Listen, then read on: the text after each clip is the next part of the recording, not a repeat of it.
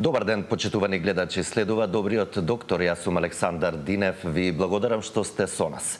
Денеска ќе зборуваме за бенигна хиперплазија на простата. Мој гостен и соговорник во студиото на оваа тема е доктор Ристо Пејков, специјалист уролог во Универзитетската клиника за хируршки болести Свети Наум Охридски. Докторе, добар ден. Ви благодарам што сте дел од денешното издание на Добриот доктор. Добар ден, ви благодарам на поканата. За почеток, како вовет во емисијата, што представува бенигна хиперплазија на простатата? Значи, бенигната хиперплазија на простатата е постепено зголемување на простатата, кое што се јавува нормално како нормален процес на старењето. Бидејќи простатата се зголемува, тоа ја затвара уретрата, а уретрата е всушност каналот низ кој што истекува мочката или мочоводот, и поради тоа што е намален калибарот на уретрата, настануваат проблеми со мокрењето. Терминот бенигна значи дека тоа всушност не е рак, туку е една состојба која што простатата расте, се зголемува и ниту придонесува, ниту е причина за појава на карцином на простата. Тоа се две различни болести, кои што поради тоа што имаат слични симптоми и затоа што се јавуваат во постарата популација на мажите, треба да се упати пациентот на уролог за да се утврди точно за каква состојба станува збор. Така. Колку е честа бенигната хиперплазија на простатата? Ги споменавте повозрастните мажи, дали само кај повозрастните мажи почесто се јавува? Значи, кај мажите над 50 години веќе имаме зголемување на простатата кај 50% од популацијата, додека кај мажи над 80 години имаме 80 до 90% процент на зголемување на простата. Тоа не значи дека кај сите овие мажи ќе дојде до појава на проблеми, затоа што ние имаме и пациенти кои што имаат многу мали простати, а многу големи проблеми, и имаме простати кои што се енормно зголемени 100-200 грама, а пациентите да немаат никакви симптоми. Значи многу е важно следењето и редовните контроли од страна на уролог. Кога сме кај простатата, каде се наоѓа простатата и која е нејзината улога во машкиот организам и зошто едноставно се зголемува со текот на годините? Да, значи простатата се наоѓа директно под мочниот меур и го обкружува почетниот дел на уретрата. И баш поради тоа, при нејзино зголемување настанува всушност проблем со уринирањето. Нејзината функција е да создава течност која што се меша со семената течност и им помага на сперматозоидите да може да преживеат и да се движат подобро. Проблемите кои што се јавуваат кај мажите на веќе над 50 години е поради, значи, како нормален дел од старењето и дополнително поради хормонални промени. Главната причина се уште не е точно, како се вика, најдена, утврдена, да. Меѓутоа, претварањето, например, на зголеменото претварање на тестостеронот во дехидротестостерон се кажува како една од главните причини за зголемување на простатата. Кои други ризик фактори може да доведат до зголемување на простатата? Значи, како што кажавме, старењето е главниот фактор. Возраста, да. Меѓутоа, исто така, наследноста, значи, генетските фактори имаат голема улога. Други пропратни болести, како што се диабетес, хипертензија, значи зголемен притисок, чести хронични инфекции на простатата исто така може да доведат до нејзино зголемување, како и дебелината, седенталниот начин на живот, неправилната исхрана. Едноставно животниот стил. Да. Да, докторе, кои се најчестите симптоми кои граѓаните, односно повозрастните мажи над 50 години треба да ги препознаат и да појдат на преглед кај уролог? Значи, пациентите најчесто се жалат... Или најправен кај матичниот? Да. Пациентите најчесто се жалат на зачестено мокрење. Значи, има пациенти кои што мора да одат во тоалет на половина час на час. Исто така, многу голем проблем е ноктуријата или вечерното мокрење. Пациентите знаат да стануваат по 3, 4 и повеќе пати во текот на ноќта за да уринираат. Намалениот млаз, значи калибарот на млазот исто така се намалува. Потоа итноста, ургентноста при мокрење, значи пациентите не можат да издржат кога добиваат нагон на мокрење, мора итно да одат по мала нужда, инаку дури знае да имаме инконтиненција на урина, тоа значи да пуштат безволно мокрача, нели? Така. Да се подмочаат, Народски речено, кажано, да. Генерално тоа се најчестите симптоми, исто така напнувањето при мокрење, значи кога оди да мокри не може да се измокри, па мора да напне за да пушти мокрача. Да. Значи, тоа се симптомите кои може да бидат сигнал дека станува збор за бенигна хиперплазија на простатата. Да ги слушнеме тука прашањата и од нашите гледачи и ќе продолжиме и понатаму околу другите аспекти пред се диагнозата и кои испитувања се потребни за да се постави диагноза, но и самиот третман. Добар ден, во програма сте, повелете. Добар ден, убав ден. Поздрав до вас и до докторот Ристо Пејков. Што го знам и негов пациент сум. Така. Вака имам еден проблем. Прво ќе ви кажа, ме слушате, нели? Да. Вака, значи, последното кај него го прев на 26-12-25-та. Волуменот ми беше 53 сантиметри кубни, така го пишувам, мислам, во ова. Меѓутоа, докторе, сега пред 2 недели имав кардиолошки проблем. Ми ставија 2 стенда. После кога се ме пуштија после 3-4 дена, имав потешкотии со мокрењето. И на 24-ти овој месец сега направив еко на простатата, од која од 53, значи се качи на 80 сантиметри кубни. И после не помина непун еден ден, доктор Ристо, мокрењето ми се пушти со неверојатно убаво. И сега и денес мокрам одлично. Немам некои тегови, немам ништо. На денеска го дедов и резултатот од ПСА-то. ПСА-то ми е 0.47. Кажи ми, докторе, колку е ова сега алармантно? Значи, 12 месец ми беше, вие го гледавте, јас сум драги тестите од Новолисиче. Така, 53 ви бил во 12 месец волуменот. 12 месец, а сега е 80. И сега не знам дали, не верувам дека грешка направи менењето докторот на нефрологија, а ПСА-то ми е 0.47. Мокраќата ми е чиста, мокрам убаво, немам тегови. Колку е алармантно. Во ред, да, секако ќе искоментира вашата состојба, да, и ќе ви даде одговор на конкретните прашања согласно параметрите кои ги споменавте. Слушајте ги советите. Значи, ехото е доста субјективна метода, значи зависи од оној кој што го гледа во моментот ехото. Така што не секогаш точно ја мериме простатата како што е вистинската нејзина големина, може да варира таа бројка. Така што денес можеме да измериме дека е 50, утре 55 или 60 да измериме.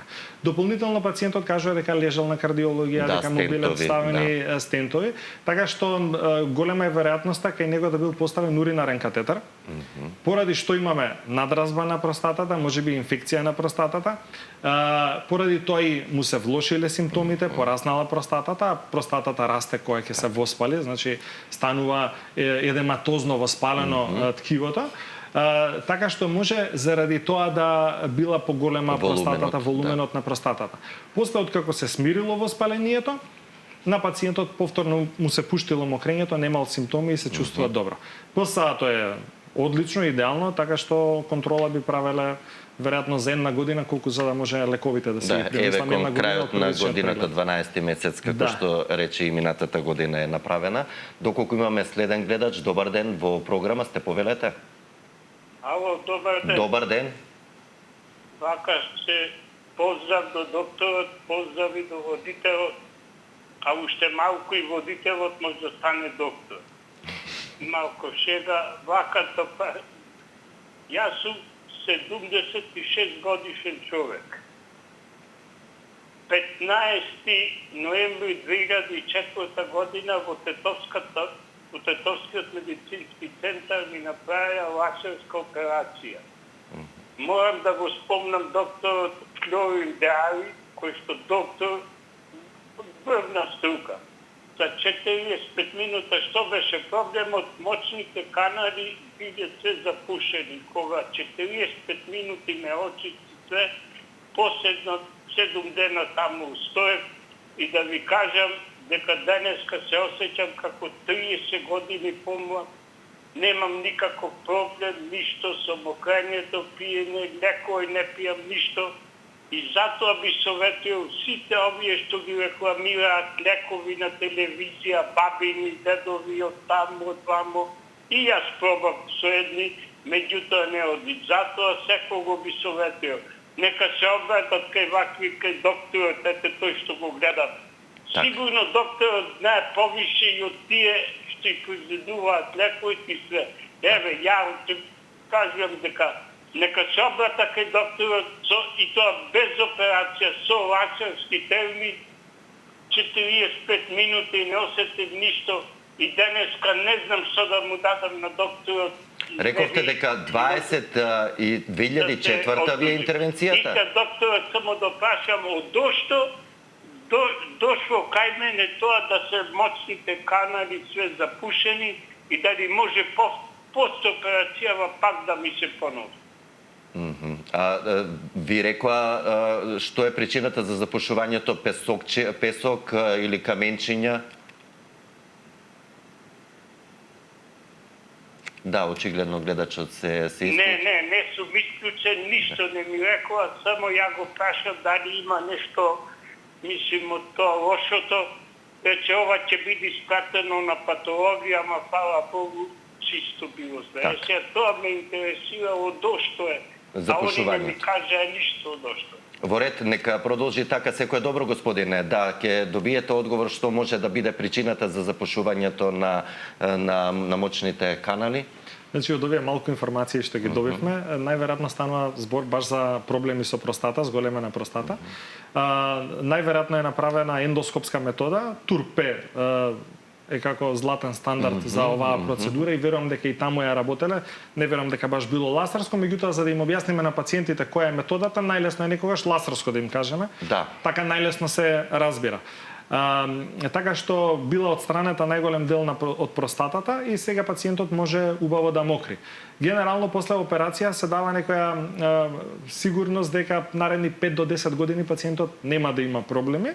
Меѓутоа простатата е ткиво кое што постојано расте. Затоа и знае да стигне кај некои пациенти и до 200 и до 300 грама. Да, се зависи од пациент до пациент. Но убаво рековте, некој со зголемена енормно простата може да нема проблем, некој со мал волумен може да има проблем. Да, се индивидуално. Се индивидуално, така. Така, да вклучим уште неколку гледачи. Добар ден, во програма сте, повелете. Ало? Добар ден. Добар ден. Ве слушаме. Добар ден, поздрав до докторот. Тук на телефон е Трајанка од Кавадар, ќе му сеќавам од публикот што сум оперисана.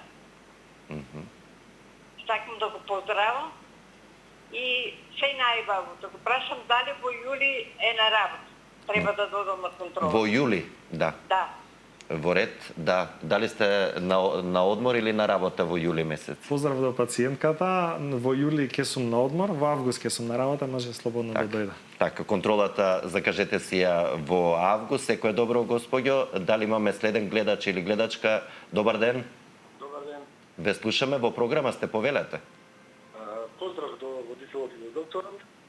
Јас сакам да поставам едно кратко прашање. Повелете.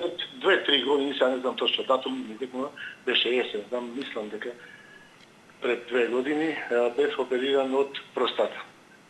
Ми беше пронајдено тумор на простата, ПСА беше на почетокот 4, тоа беше негде во април, до септември стигна поголем коефициент на простатата и ми рече докторката дека големината на простатата во моментот е зелен орех. Ако го отидов на операција беше помаранџа, што си чекал до сега. Сега тоа се убрза нешто и мислам дека ми отстранија целата простата. Сега немам проблеми вака здравствени, него понекогаш, слушнав сега што одговараше докторот на прашање, ми пушта порекогаш мокрач. Да речеме сум се напил вода повише, течност повише и некогаш не можам да издржам до веце, ми се случува да ми пусти по неколку капки. Дали може тоа да се поправи некако или не знам, тоа ми е прашањето. Да, во ред ќе добиете одговор на конкретното прашање. Секој добро, господине. Значи, као и пациент станува збор за карцином на простата, не на бенигна хиперплазија на простата, и кога се оперира карцином на простата, не се вади само дел од простатата, туку се вади комплетно простатата, затоа што мораме да бидеме радикални, затоа што станува збор за малигно заболување. Кога се вади комплетно простатата, ние имаме еден дефект на тој дел на уретрата кој што бил обкружен со простатата, така што правиме спојка помеѓу уретрата, мочоводот и директно со мочниот меор. Заради тоа што во тек на радикална простатектомија, така се вика таа операција кога вадиме карцином на простата, се работи многу блиску до уретрата, некогаш знае да настане до оштетување на сфинктерот или на нервите кои што се во близина, и генерално со помош на советите на што им ги даваме на пациентите, тоа се смирува обично до година дена. Инконтиненцијата, значи тоа подмочување што кажува неволното испуштање на урина, така. Знае на почетокот во тек на оваа операција, на почетокот може да пушта многу, меѓутоа со тек на времето тоа се подобрува. До 3 месеци веќе очекуваме да има комплетно заздравување, меѓутоа заздравување очекуваме се до 2 години. После 2 години генерално тоа е тоа. Ако се само по неколку капки, тогаш пациентот ќе треба да научи да живее на тој начин. Ако имаме комплетно испуштање на мокрачата, тогаш постојат и други интервенции што може да се преземат за да го подобриме квалитетот на животот. Така, имаме простор за уште еден гледач. Добар ден, во програма сте, повелете. Ало, добар ден. Добар ден, ве слушаме. Поздрав до вас и до лекарот. Поздрав. Видете, јас имам проблем со мокрењето. Стално мокрам и незгодно ми е, жена сум во минати години, што се вика во и мора да носам улошка. И на ден по неколку улошки менам и ноќе пак така, и си порачав преку интернет, ми рекоа Урофикс акција. Па не знам дали да ги пијам, дали треба или не. Само ми кажете од што толку мокрам. Многу претерано, незгодно ми е негде да одам, па знаете како, незгодно. Дали го имате консултирано вашиот гинеколог? Дали сте... Јас сум оперирана, доле немам ништо. Све ми е извадено, немам, ми рекоа дека на снимање кога бев ми рекоа дали е тоа причината песок во десниот бубрек. Па дали од тоа, не знам. Дали тоа може да биде причина за толку често мокрење? И пијам многу течности за песокот, за да го извадам. А иначе многу претерано мокрам. Не може да ја контролирате урината? Молим? Неволно, значи без контрола, така? Да, без контрола. И улошки мора да носам на ден по неколку. Мокрачата одам да ми ја проверуват, не ми е лошо. Ке добиете совети и препораки од доктор Пејков, да, може би станува збор за сосема друга патологија, но секако ќе дадете препораки каде да се обрати гледачката и што може да биде причината, дали песокот еве прво да разграничиме или каменчињата во бубрегот може да бидат причина за вакво инконтиненција, односно неволно испуштање и доста често мокрење? Да, не може да биде поврзано песок или камчиња. Не е тоа причината. Значи, жените знаеме дека немаат простата, да го разграничиме тоа тука, така што не станува збор за бенигна хиперплазија на простатата. Кај неа станува збор за инконтиненција на урина, која што се случува поради постара возраст, значи кај жени на постара возраст, кај жени кои што повеќе седален начин на живот имаат. Посебно пациентката кажа дека била одстранета матката, настанува слабост на пелвичното дно. и посебно кога ќе се отстранат и другите органи, нема што да ја држи бешиката, така што таа се спушта надолу и настанува некој искривување на уретрата, така што пациентките почнуваат неволно да пуштаат мокрача. Тоа пуштање на мокрача може да биде како стрес инконтиненција, каде што при кашлење, кивање, станување, значи секогаш кога ќе даде некаков било каков напор, настанува пропуштање на урина, или може да биде ургентна инконтиненција, кое што се случува, например, ако пациентката добие итност при мокрење и додека да стигне тоалет веќе ќе испушти мочка. Многу често кај овие пациентки се и двете компоненти се појавени. Праша за терапија.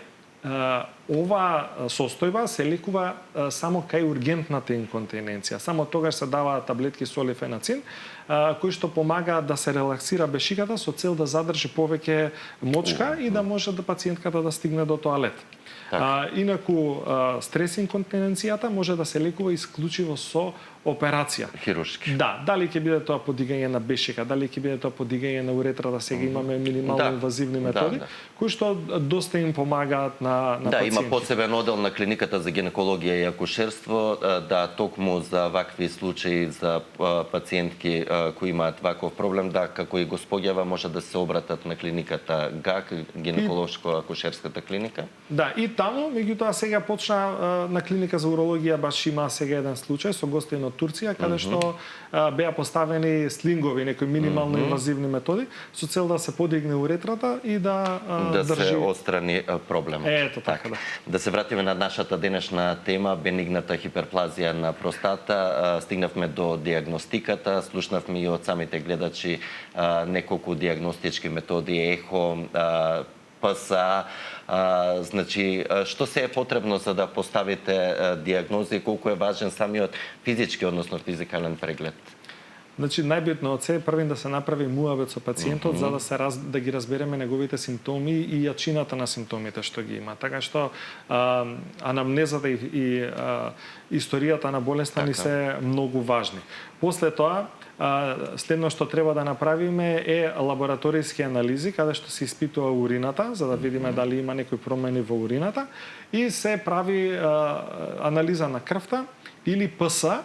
ПСА е простата специфичен антиген. Значи тоа не е тумор специфичен антиген, туку е простата специфичен антиген, што би значило дека секое заболување на простатата дава раст на ПСА. Значи тука спаѓаат и карциноми, меѓутоа спаѓа и бенигна хиперплазија на простатата и воспаленија како хронични и акутни простатити. Така што ова ни е многу важно. Следно што правиме е ехо на уринарен тракт со резидуална или остаточна урина, со цел да се види големината на простатата и да се види колку мочка останува откако пациентот веќе ќе се измокри во бешиката. Ако е многу големо количеството на резидуална урина, тогаш обавезно треба да преземеме нешто. Наредно што се прави, значи откако ќе стигнат овие анализи, генерално го правиме тоа, ако има потреба се прави дигиторектален преглед, а тоа е преглед на простатата со прст, каде што ја пипаме површината на простатата и гледаме дали имаме, прво гледаме нели големина, меѓутоа гледаме и дали имаме некои сомнителни зони, како што е на пример за карцином на простатата. И доколку има потреба, може да се направи урофлоуметрија, урофлоу, тоа е за да се види јачината на млазот кај пациентот. Така. Што забележувате во пракса? Дали стигмата полека се намалува кај мажите, бидејќи сите овие диагностички процедури дел, значи се причина мажите многу подоцна да се јавуваат на уролог за да испитаат дали каде е проблемот со простатата? Па се зависи од луѓето. Значи имаме пациенти кои што доаѓаат и за најмали симптоми, имаме пациенти кои што чекаат и доаѓаат кога веќе е предоцна. Генерално, значи зашто е важно пациентот да се јави на време на уролог кој ги има овие симптоми? Затоа што може да настанат многу компликации. Една од компликациите, ако не се јави на време пациентот е ретенција на урина или да има задршка на урината, да не може пациентот воопшто да се измокри. Значи тоа е итна ситуација каде што треба најпрво да се постави уринарен катетар, па после тоа даваме терапија и ќе видиме како ќе се одвива понатаму работата. Следно што може да се јави е појава на калкулуси во бешиката, значи камења во бешиката, поради недобро празнење и наталожување на соли. Следно што може да настане е, например, уништување на самата бешика, затоа што бешиката цело време, мочниот меур, кога ќе почне да расте простатата, тој се обидува да истисне мокрачата, меѓутоа затоа што имаме пречка дава уште поголем напор. Со тек на времето, заради тоа што постојано е под многу голем притисок мочниот меур, настанува слабење на мускулатурата и уништување на бешиката, а доколку пациентот ни тогаш не се јави на уролог, може да дојде и оштетување на бубрезите, со проширување на бубрезите, со влошување на функцијата на бубрезите, па може дури да стигне и до диализа пациентот, до хемодиализа. Сме имале такви пациенти кои што за жал ги имаат изгубено бубрезите затоа што се немаат јавено. Сериозни се компликациите доколку навреме не се побара лекарска помош. После испитувањата, кога ќе се постави диагнозата, дали секогаш е потребен третман или во некој случај е доволно само следење? Се зависи од тоа колку се силни симптомите кои што ги има пациентот.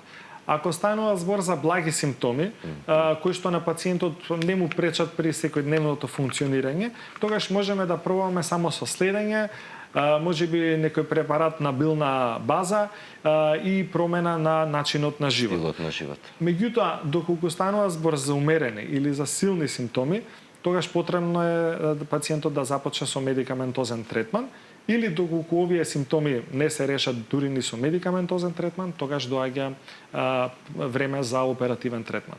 Така, во кој случај се одлучувате за хируршки третман? Доколку терапијата на пациентот не помага.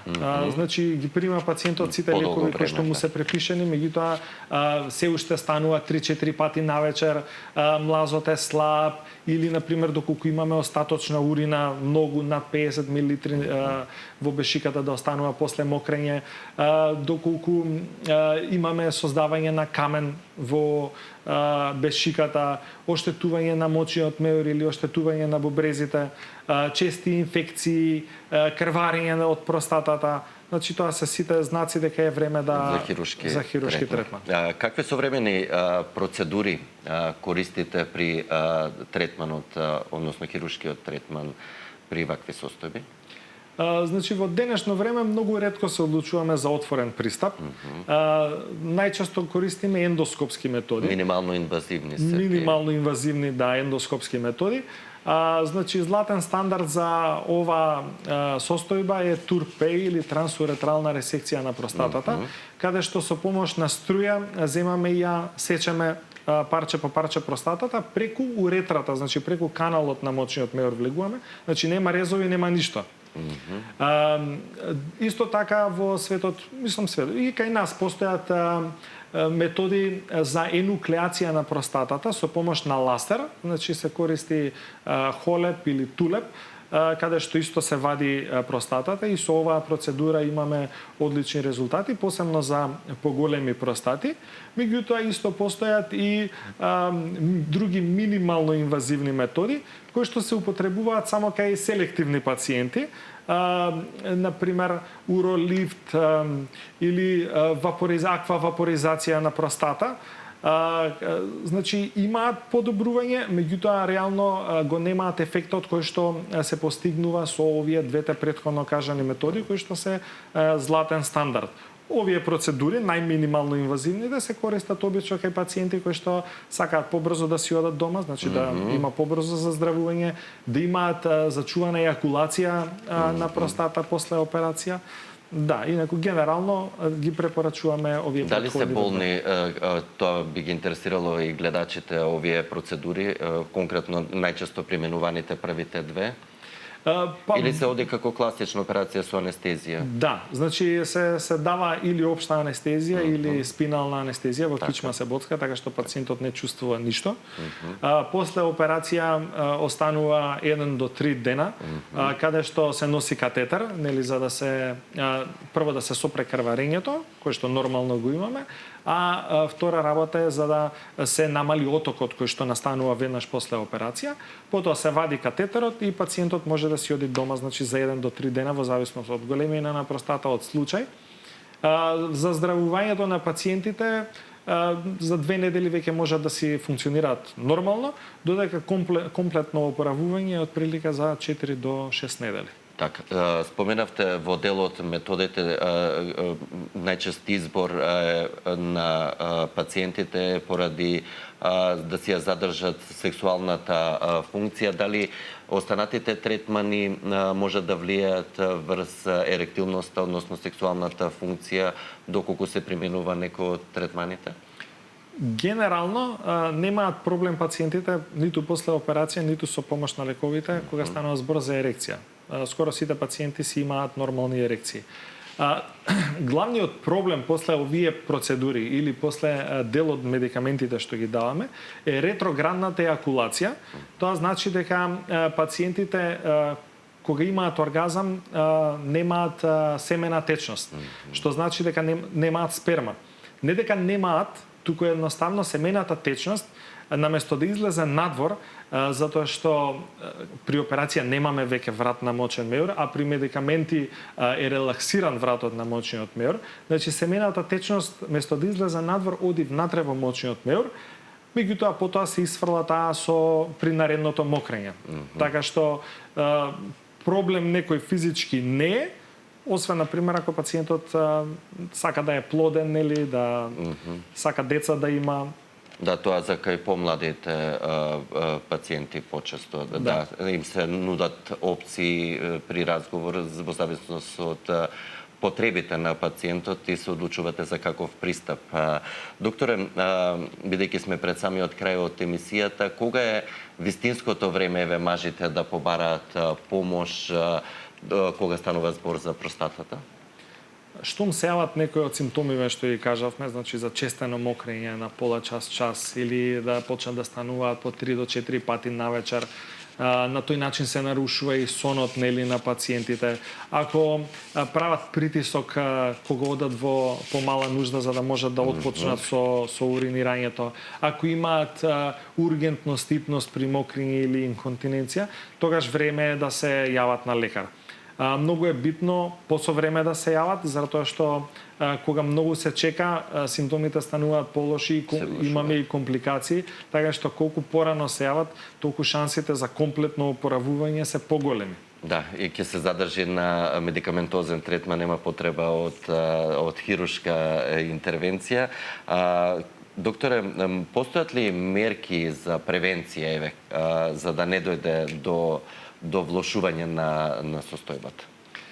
Па да, значи со помош на промена на начинот на живот, еве например, моја препорака е пациентите да не внесуваат многу течности после 20 часот, значи 3 до 4 часа пред легнување да се сведе внесот на течности на минимум. Исто така алкохолот, кофеинските пијалоци, газираното многу лошо влијаат на мокрењето, така што исто им препорачам на пациентите, ете конкретно за вечерното мокрење ако имаат проблем, до 16 часот да пијат и алкохол и кофеински пијалоци, иако нормално треба да го сведат тоа на минимум, до 16 часот, да. За да после тоа, затоа што например кафето е диуретик и ги поттикнува пациентите да мократ. Ако го пијат навечер кафето, тогаш нормално е да стануваат почесто навечер. Меѓутоа исто така ете газираното, алкохолот, посебно жестокиот алкохол прават иритантни симптоми, значи иритација прават на и бешиката и на простатата, така што повеќе ги тера на мокрење. Исто така доста е важно да се регулираат другите болести што пациентот ги има, например дијабетесот, шеќерната болест. Самиот шеќер ги тера пациентите повеќе да внесуваат течности и повеќе да мократ. Така што ако не го регулираат шеќерот и нормално е на некој начин да стануваат навечер повеќе пати. Исто убаво е пациентите да вежбаат, Физичка активност. физичка активност, така да внесуваат поздрава исхрана, се со цел да целокупното здравје да се зачува кај пациентот. Навистина корисни совети за крај. Ви благодарам за одвоеното време, за советите и искуството кое го споделивте со нашите гледачи. Со задоволство ве очекувам да бидете повторно дел од Добриот доктор. Ви благодарам многу. Почитувани, ја вам ви благодарам за вниманието со кое не следевте. Ве поканувам да бидете повторно со нас и утре. Во меѓувреме останете со програмата на Сител телевизија. Имајте убав ден и грижете се за вашето здравје. Пријатно!